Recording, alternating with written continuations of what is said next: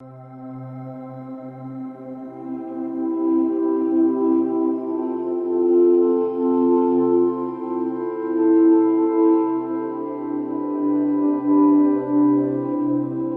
nome é Fernando Bertoglio, sou médico e sou diretor técnico do Hospital Bruno Borba. A ideia desse vídeo é poder passar para a população e para os familiares de pacientes como funciona o atendimento Covid.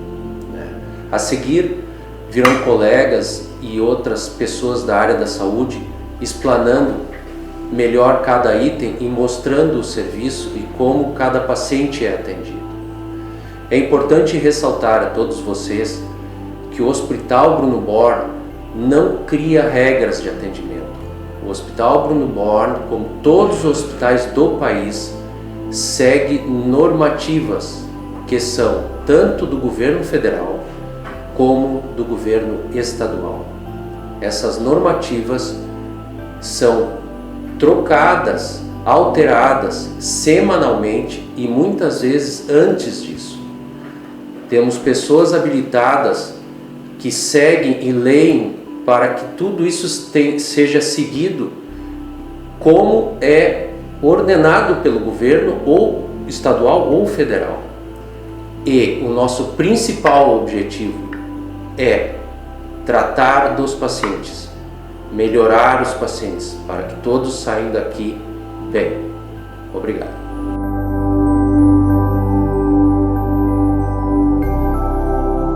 Meu nome é Rafael Sevold, eu sou oncologista clínico e assessor da direção técnica do Hospital Bruno Borba.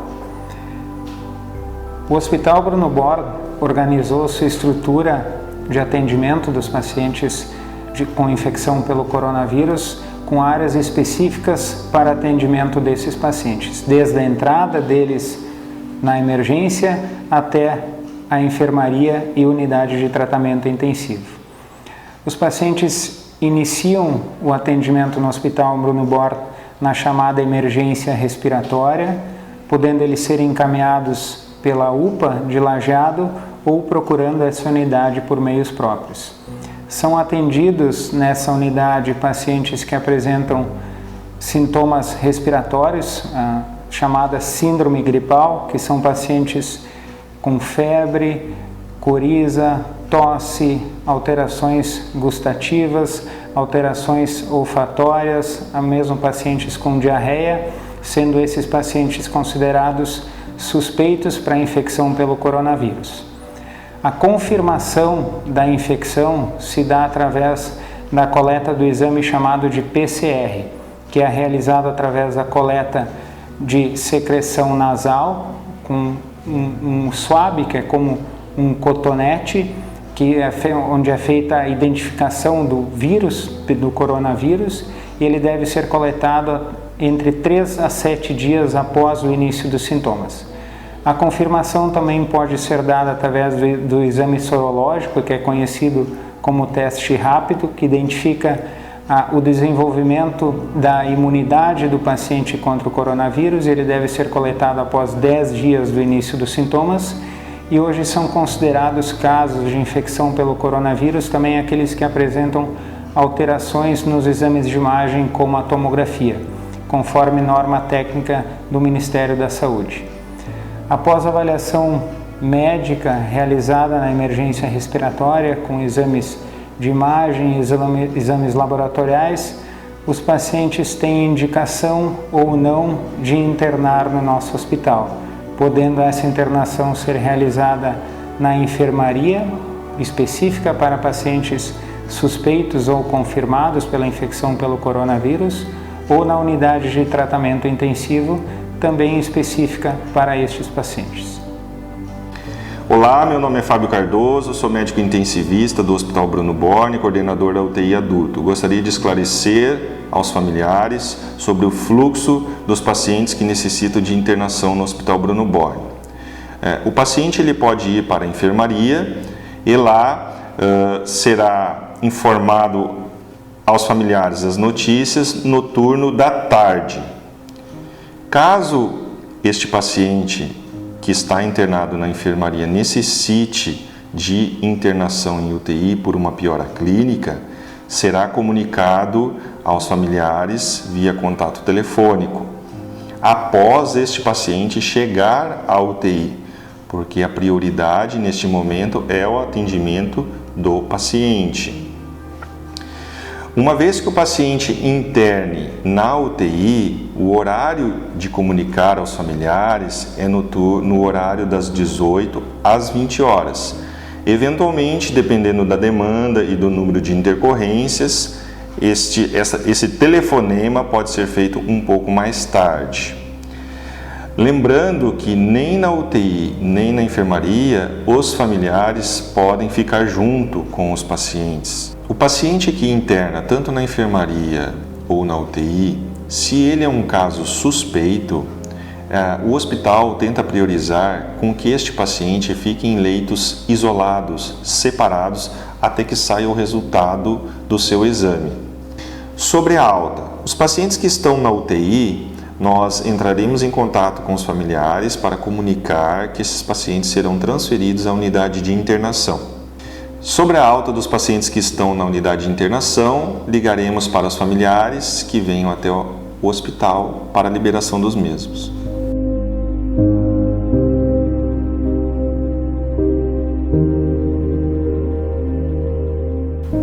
Eu sou Soliane Rambo, eu sou psicóloga, faço parte da equipe de UTI Covid e internação Covid. A equipe de psicologia, ela realiza atendimento aos familiares e aos pacientes que estão internados conosco. O atendimento aos familiares é sempre realizado por contato telefônico, logo após o paciente ter internado conosco. Nessas ligações com o familiar, a gente sempre tenta aproximar um pouco, o paciente com o familiar, já que os dois não podem estar tendo o contato físico, Então a gente faz esse papel de estar sempre aproximando, de estar sempre conversando e tentando ver quais são as demandas que surgem, as dúvidas muitas vezes que surgem, e as emoções também que surgem naquele momento que é tão delicado, e a gente sempre tenta entender, o lado do familiar também que está distante do paciente, a angústia muitas vezes que isso traz, e o medo, Então a gente sempre está tentando fazer essa ligação, essa aproximação, Esse é o nosso papel, então, aqui dentro também da Covid. Durante o atendimento na internação com esses pacientes, a gente também está auxiliando eles com o telefone, Então, para ter esse contato com os familiares.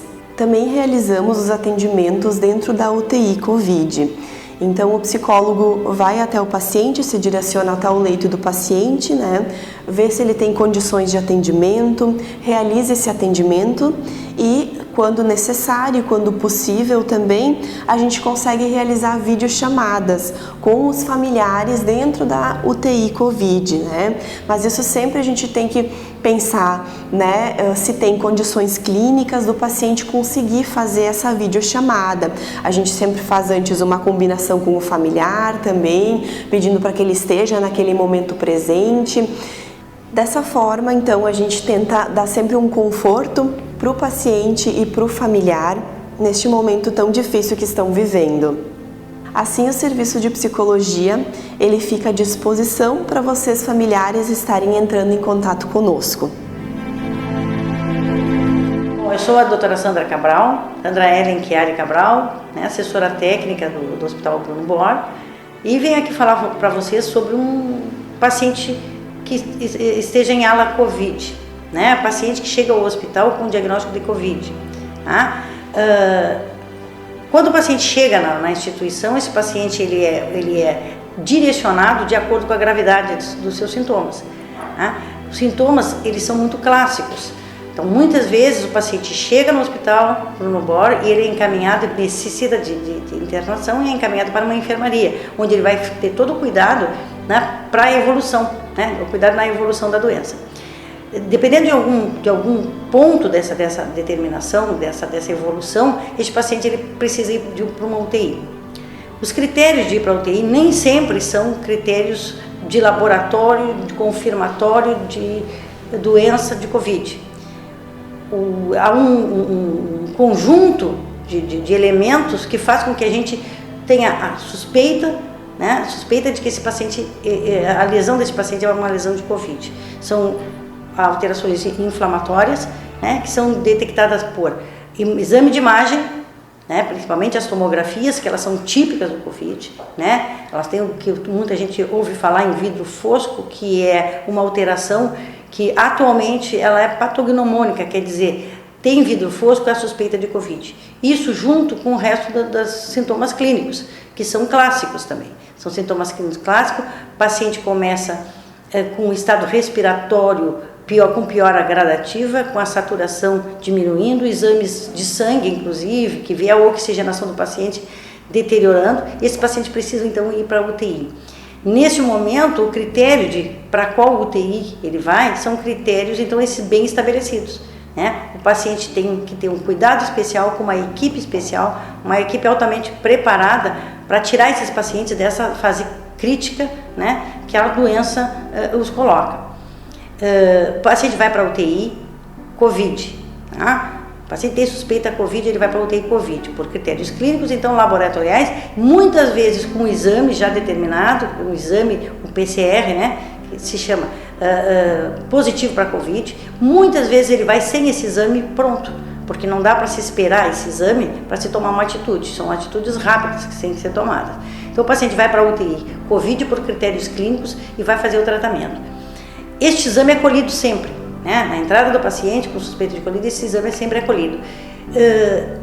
Esse exame demora, nem sempre esse exame, ele não é um teste rápido, né? O pessoal acha que é um teste rápido, não, o teste rápido é um segundo momento, né? Este exame ele é demorado, muitas vezes ele demora alguns dias. E dentro desses alguns dias que o exame demora, que é um confirmatório para vir, o paciente necessita de cuidados especiais. E dentro dessa UTI, que é a UTI estruturada para isso. Este exame, ele não é um exame que tem 100% de acurácia, né? Muitas vezes se faz um exame PCR, que é o que, né, vocês conhecem, e esse exame ele pode dar um falso negativo. Ele tem uma prevalência muito grande de falso negativo. Então, o diagnóstico, não podemos nos basear no PCR. O diagnóstico é no caso do paciente. A gente olha o paciente, não olha só o exame, né? O exame é mais um complemento, tá? Esse paciente fica um tempo na UTI. Hoje existe uma legislação que nos diz que este paciente, após 20 dias, né, dentro da UTI Covid, tratando para Covid, que é um tratamento especial, né? Existem algumas terapêuticas que se usa neste tipo de paciente, não em outras pneumonias, né? Outros tipos de pneumonia não necessitam desse tipo de tratamento. Passada esses dias, o paciente evoluindo bem, esse paciente então pode, após 20 dias, sair desse setor e ir para outro setor do hospital. Isso é uma normativa nova. Até um mês atrás, alguns dias atrás, a normativa não era essa. O paciente ficava lá dentro da UTI, Covid, até 30, 40, 50 dias, né? Hoje, com 20 dias, ele estando bem, clinicamente bem, tendo uma boa avaliação, ele pode sair dessa UTI Covid. É o que a gente espera, né? E todo o nosso esforço e o esforço do pessoal que trabalha dentro da UTI, tanto médico, enfermeiro, atendentes, eles são para que a gente consiga tirar esses pacientes o melhor possível de dentro da UTI e levar para outro setor para junto da família, né? Infelizmente, a gente tem algumas situações em que o paciente é muito grave, né? Essa doença é uma doença que muitas vezes depende muito de doenças que o paciente já tenha, né? Depende da imunidade do paciente, é uma série de fatores, né? Que se está estabelecendo ainda. E muitas vezes esses pacientes, infelizmente, a gente não consegue fazer o desfecho que gostaríamos, que seria tirar esse paciente da UTI para um outro setor do hospital e depois para a família, né? E muitas vezes, então, esse paciente, ele evolui de uma maneira não esperada e esse paciente vai ao óbito, né? Nessa situação, que é a situação que é o desfecho que a gente não espera e que ninguém espera, nem os médicos, nem os atendentes, nem quem está tratando o paciente, né? Uma perda, nem a família, é um momento difícil, né? Mas é um momento que a gente tem que encarar e a família tem que encarar junto conosco, junto com o hospital e junto com a equipe que está atendendo todo esse tempo, de uma maneira que nós temos que seguir normas legais. As normas de como proceder num desfecho desfavorável, né, no caso de óbito, não são normas de hospitais. Os hospitais não dão essas normas. Essas normas não é o Hospital Bruno Borne, não é o Moinhos de Vento, não é o Hospital de Arroio do Meio. São normas federais, né? São determinações federais dentro da lei e que a gente tem que cumprir. Tá? Para isso, eu vou deixar a Juliana, que é da Secretaria de Saúde e que está mais por dentro dessas leis e que acompanha o dia a dia dessa parte de legislação e das mudanças que elas vão ocorrendo desde o início dessa pandemia, que já fazem 4, 5 meses. Juliana. Meu nome é Juliana Demarque, eu sou coordenadora da Vigilância Epidemiológica aqui do município de Lajeado. Então, como a doutora Sandra vinha colocando a respeito dos critérios de confirmação ou de casos suspeitos Covid, a gente tem uma série de situações que precisam ser avaliadas. O exame sorológico ou o exame de PCR isoladamente, ele não nos dá nem a possibilidade da confirmação e nem do descarte do caso. Então, os critérios, eles dependem tanto da situação clínica, da avaliação clínica do paciente e, sobretudo, da avaliação do seu exame de imagem, da sua tomografia durante o período de internação. Né?